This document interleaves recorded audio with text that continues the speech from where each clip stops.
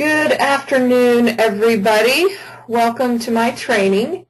Hey, before we get started, can I get everyone to make sure your doors are shut and your other devices are turned off? I'm going to cover quite a bit of information in a short period of time, so I need your full attention. Also, everyone on this call will receive a copy of this training and the material at the end of the broadcast. My name is Chris Duffield, and I'm an account executive for Newline Mortgage. This class is a part of a series of classes designed for loan officers that are either new to VA purchase loans or need a refresher. For about the next 30 minutes, we're going to review a VA REPSI. We'll discuss the different provisions and documentation requirements, and we'll also discuss some questions you should be asking your realtor and how to recognize potential documentation requirements. And I'm going to also leave you with a nice little interview form that you can use to help structure your conversation with your realtors. Also, before we get started, I'd like to take a moment and ask for your business. As an AE, I'm paid commission, so the best compliment you can give me is to send me a loan. If you find this training useful and learn something new, please send me a loan on any product. Newline does offer some great FHA, VA, conventional, and USDA pricing right now. I also have many other trainings available on all of these products. Just give me a call. Let me know what you need. All right, let's get started. So on the purchase contract, all purchase loans require a properly executed purchase contract, including all addendums. Purchase contracts can vary per state. This training highlights the Utah purchase contract, but I think you'll get a flavor for what's needed regardless of the purchase contract that you'll be reviewing. And what I've done is I've cut and paste segments of the contract. I've cut and pasted the different provisions into this training, and we're going to go through each section. So this very first section, the offer to purchase and earnest money deposit, this section establishes the offer to purchase and the amount of the earnest money deposit. So basically, this is at the top of the first page. You can take a quick glance and see what the sales price and the earnest money deposit is. And then getting into the different provisions, so provision 1, property, this section establishes the property address and what's not included in the sale. Typically, attached type items are left behind, like ceiling fans or appliances. These items are all included in the sales price. If the seller is taking any items that could be considered attached type or otherwise, they should be itemized. This section does also itemize the water rights to the property. Some documentation requirements that could arise from this section. Sometimes buyers and sellers list items that are not included in the sales price. They want to sell them using a separate bill of sale. This cannot be part of our transaction, and an underwriter will require an addendum removing these items. Sometimes you might see furniture listed here or other odd items, swing sets, lawnmowers, things like that. Make sure you're coaching your realtor. You cannot have any additional, transactions involved in the sale. It used to be, just so you know, that we would allow, and you may get this question sometimes, that's why I'm bringing it up, it used to be that we would allow a separate bill of sale for like $5, some nominal amount. We don't do that anymore at all. They have to be removed from the REPSI. If water rights represent access to a well, just know that a well inspection may be required and or a copy of the water rights agreement. This typically comes from title. It should also be addressed on the appraisal, so it should pop up there. And then make sure your property address matches the 1003 title, your homeowner's insurance certificate, and appraisal. Check that property address right up front and make sure it matches so we're not scrambling to get the correct property address right before closing. Okay, provision number 2, the purchase price. This section itemizes the purchase price of the subject property and how it will be paid to the seller. So you can see it's broken down under A, earnest money, B, new loan, C, seller financing, and D, balance of purchase price and cash at settlement. So on A, the earnest money deposit, the source of the deposit must be verified if it's in excess of 1% of the sales price or $1,000, whichever is greater. You have to document the source. It has to come from the borrower's own funds. Has to be an acceptable source. This is something to coach your realtor about. They need to either process this deposit quickly or not at all, so that we need to know if we're going to give the borrower credit for it or not on the HUDs. Now, if they end up not processing it, of course we don't document the source because we're not giving the borrower credit for it. So make sure you're on top of this right from the beginning. I've seen this hold up closing, trying to decide if we're going to give the borrower credit for this on the HUD, and then we realize we haven't documented it. So the new loan, okay, so the loan amount in this section should not include the funding fee under B. Under C, seller financing, not allowed. We don't have any programs anymore that allow any seller financing. And then D, balance due at settlement. Typically there's none on a VA loan because it's 100% financing. But you may see, if it's a high balance loan, you may see an amount there. Okay, provision 3, settlement and closing. This has little to no effect on our loan. We typically don't have any documentation requirements as a result of this provision. This section establishes the terms under which the loan can close and what's expected on the settlement deadline. Basically, they agree the loan cannot close until the closing documents are at title and the HUDs reviewed and approved. All the prorations for taxes, insurance, and HOA fees must be settled at this time and all repairs completed unless otherwise noted in an addendum. Both parties need to understand who is paying for what and why and that the closing is final. And you guys, you're also going to get a copy of the Rep C that I use to cut and paste from, basically a life-size copy, so that 8x10, so that you can review it and read through the different provisions at your leisure. Section or provision 4, possession.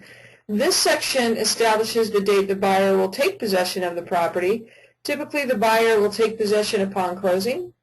Most lenders do require the buyer take possession within 30 days of closing, and that it coincides as it coincides with the note and the occupancy certification signed at closing. Boy, I'm tongue-tied this afternoon. I apologize. So there's 2 other closing documents that are signed at closing that require the borrower take possession within 30 days. Your lenders require that your borrower take possession within 30 days. You need to coach your realtor about that. We've seen some Rep Cs come in where the seller wants to rent back from the buyer the subject property for up to 60, 90 days. Maybe they're trying to sell their home or whatever the reason is. Unfortunately, that's not an option. It's 30 days is the max we can go. Provision 5, confirmation of agency disclosure. Again, this is a section that has little to no impact on our loan and doesn't have any documentation requirements. This section describes who is representing who. Typically, like I said, this has no effect on financing. Under this section, it may, come to light that we have an identity of interest if a realtor is related to a borrower or a seller. You don't have to worry about any identity of interest guidelines on VA. They don't have any identity of interest for selling to relatives or being related to anybody in the transaction.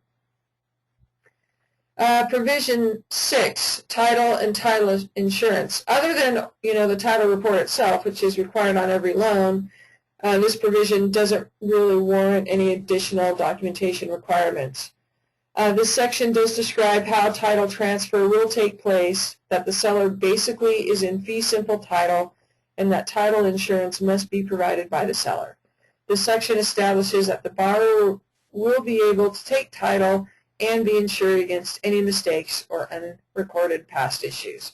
So it basically starts the explanation to the buyer what title insurance is. Okay, Section 7, Seller Disclosures. I found this a little interesting, not necessarily for a VA loan, but for other loans. This section describes all the documentation the seller must provide to the borrower. This is useful for condos and properties with water rights. The seller is required to provide some of the documentation needed to process the loan.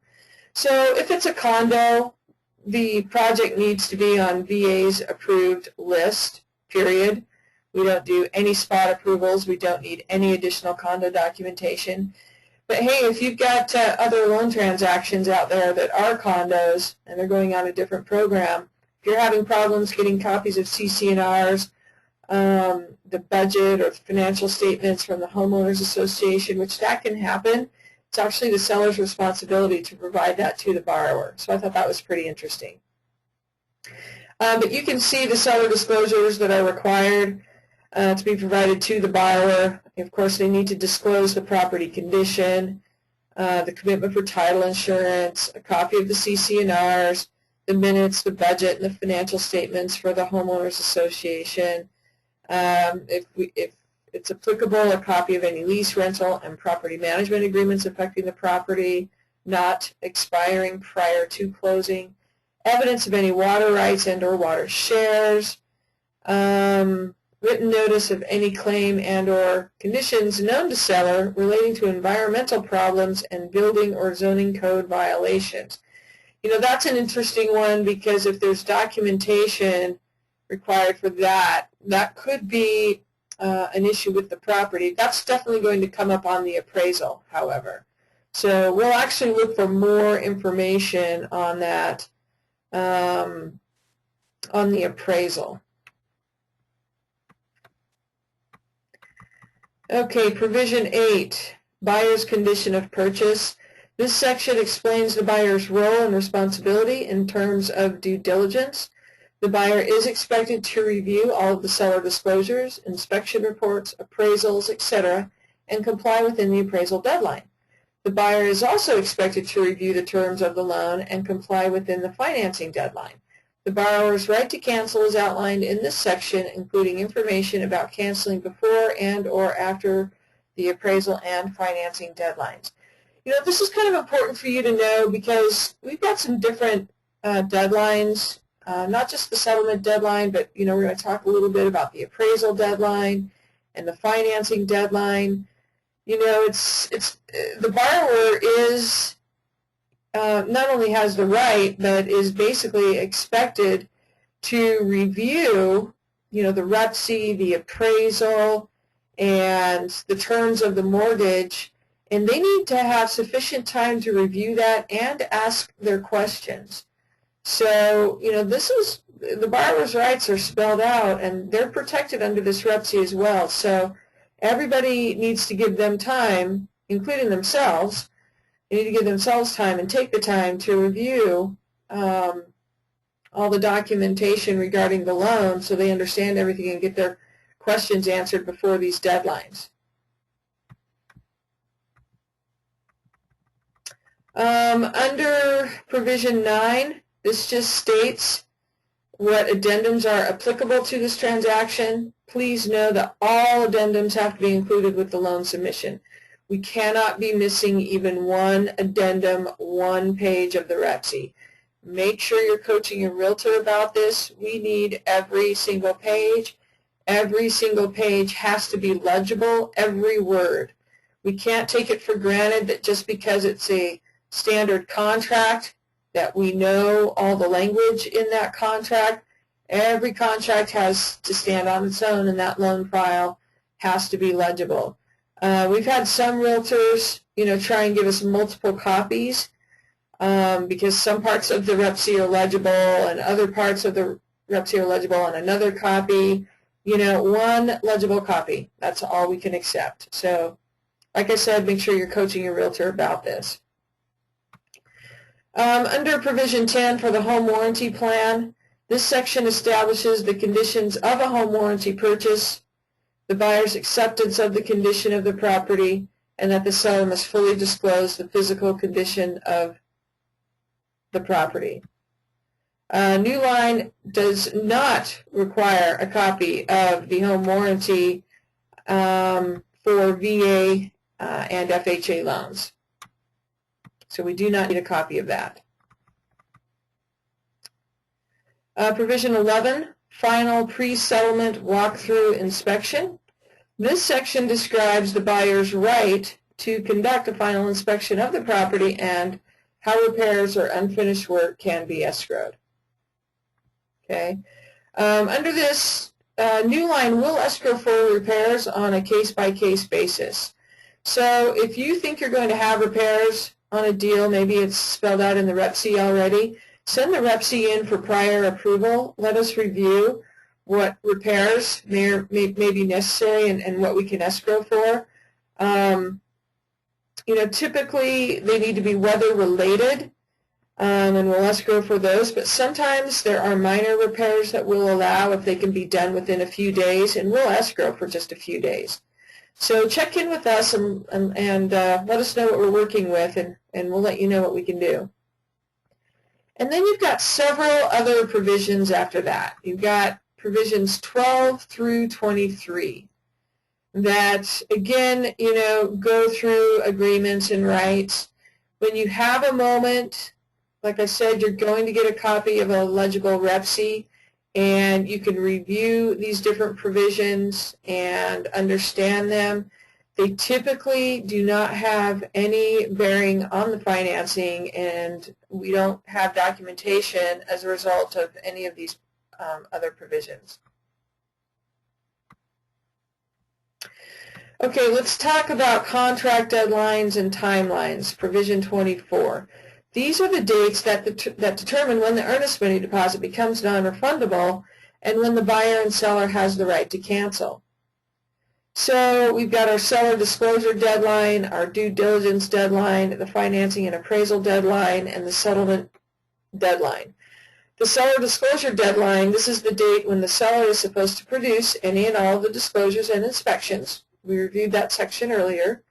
Due diligence deadline, this is the date where the borrower is supposed to complete the review of the seller's disclosures and complete all personal research on the property.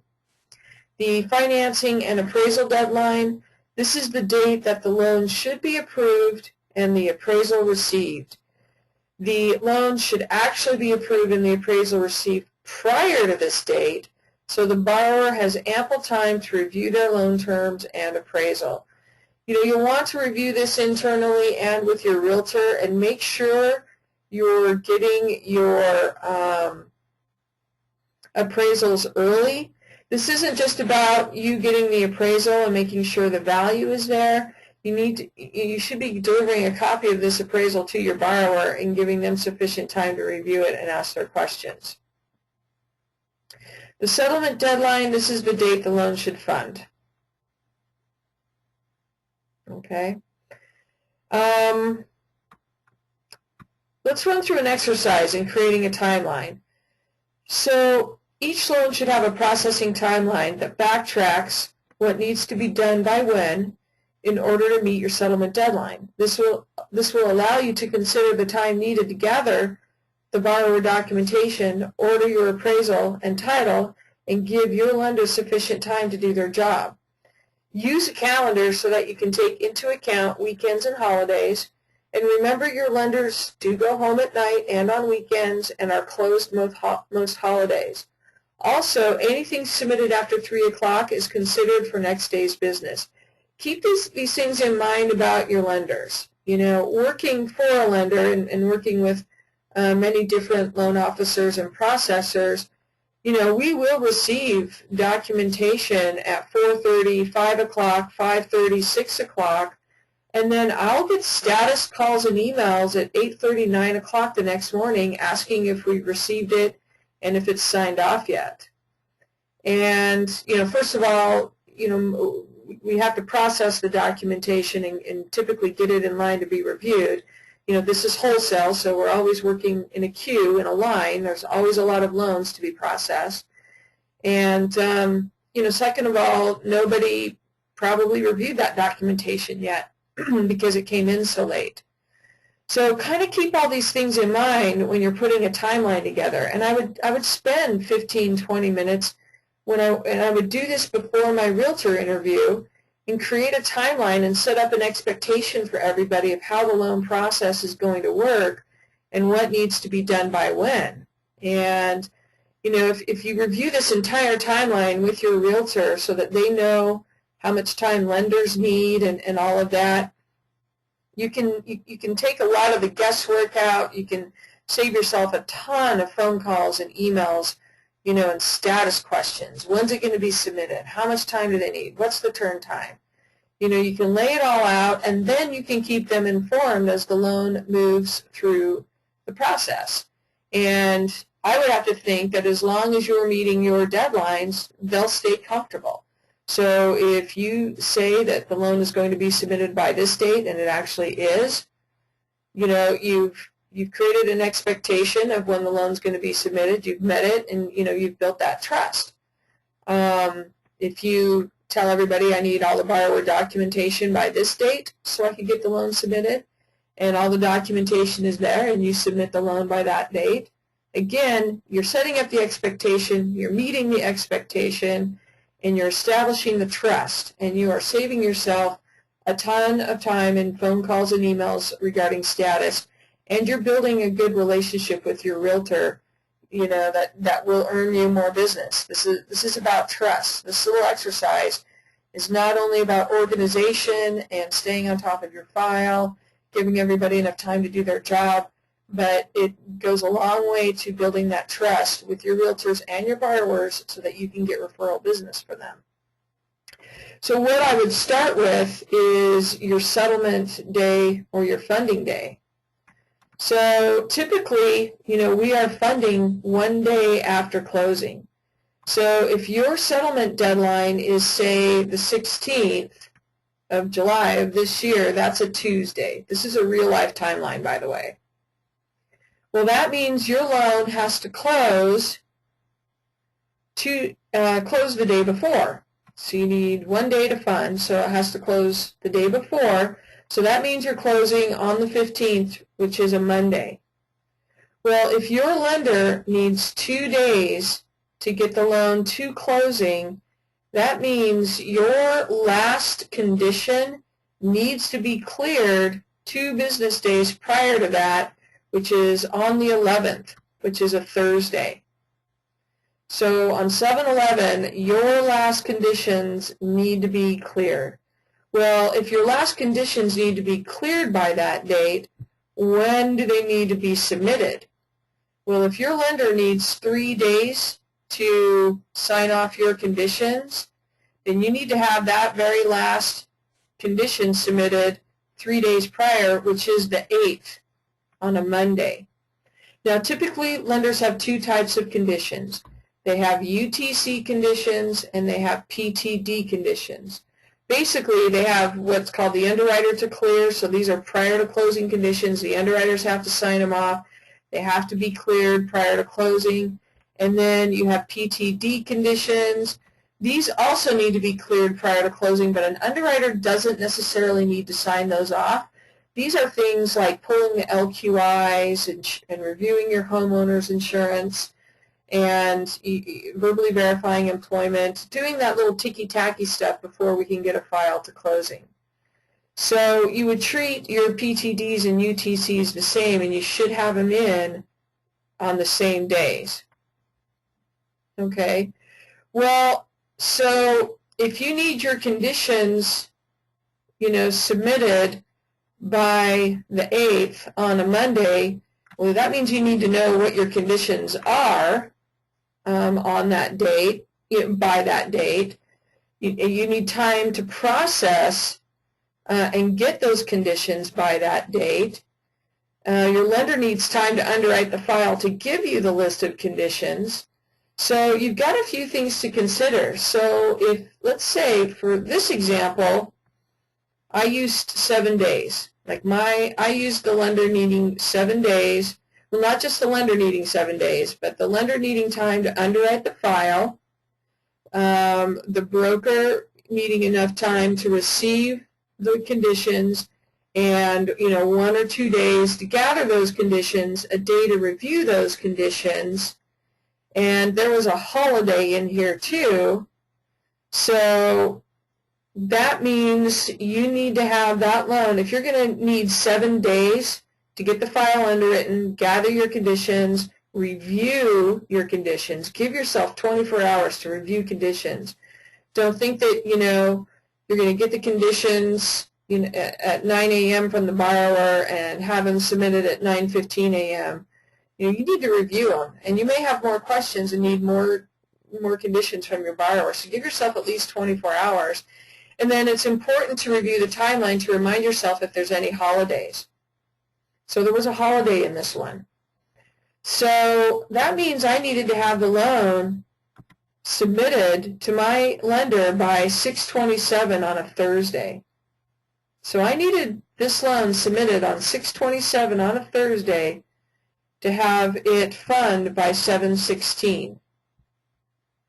And like I said, that gives the lender time to underwrite it, you time to review conditions, get your conditions in, give the lender time to review them, get your conditions cleared, and transfer the loan over to closing, give closing their time to draw instructions, get those instructions approved, and then they send out docs.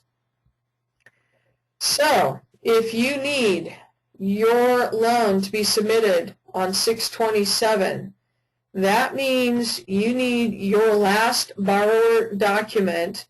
I would give yourself 2 days. I would give yourself 2 days to get your last borrower document or seller document or realtor document, whatever it is. Give yourself 2 days to get the documentation, review it, set up the file, and get it submitted. 1 to 2 days. You may want to give yourself a cushion. Maybe you only need 1 day, but tell the borrower you need 2 days, okay, to do your job. That means everything needs to be to you by 6/25 on a Tuesday.